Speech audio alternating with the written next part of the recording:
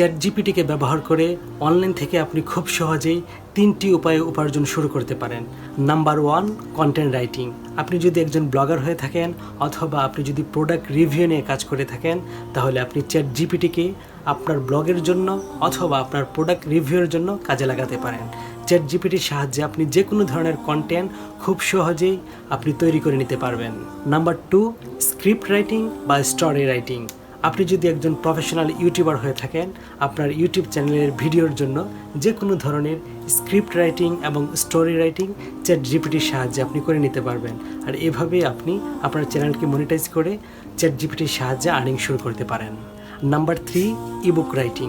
বর্তমান সময়ে ইবুক হচ্ছে সবচেয়ে জনপ্রিয় বেস্ট সেলিং ডিজিটাল প্রোডাক্ট। আপনি চাইলে চ্যাট জিপিটির সাহায্যে যে কোনো ধরনের ইবুক লিখতে পারেন এবং সেই ইবুককে অ্যামাজনে সেল করতে পারেন।